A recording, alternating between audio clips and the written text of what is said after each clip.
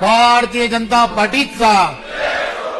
खर तर आपल्या सर्वांचा उत्साह बघितल्यानंतर लक्षात येत आहे की 100% विलासरावांच्या आठवणी या शहरातून नक्कीच पुसल्या जातील, यात काही शंका नाही।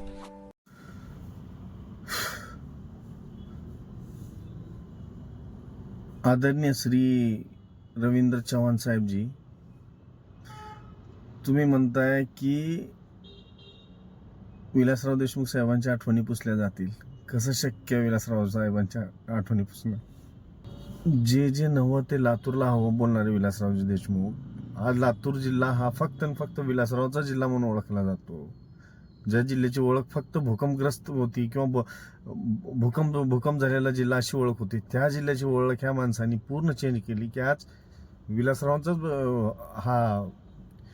विलासरावांचा हा जिल्हा म्हणून ओळखला जातो। आणि तुम्ही म्हणता एवढा सहजासहजी विलासरावांना विसरणं हे कधी शक्य नाही साहेब। तुम्ही तर चुकलात सर। जास्त काही बोलला असाल त्याच्यासाठी सॉरी, पण खरं ते खरंच आहे। कारण विलासराव साहेब कायम आमच्या आठवणीत राहतील। विलासराव साहेबांनी जे केलं लातूरसाठी, ते मला नाही वाटत कोणी करल। पण लातूरला जे नव्हतं ते साहेबांनी आणलं। लातूरला महाराष्ट्राच्या नकाशात दिसून आणलं त्या साहेबांनी।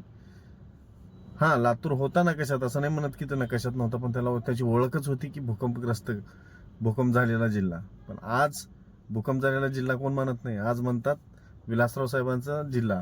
किंवा जर म्हणलं ना मी लातूरचे, तर म्हणतात विलासरावच्या गावचे का। साहेब गेल्यानंतर किती काय त्रास झाला लातूर जिल्ह्याला हे सगळे ओळखतात। त्यामुळे साहेब एवढं सोपं नाही हो विलासरावांना विसरणं।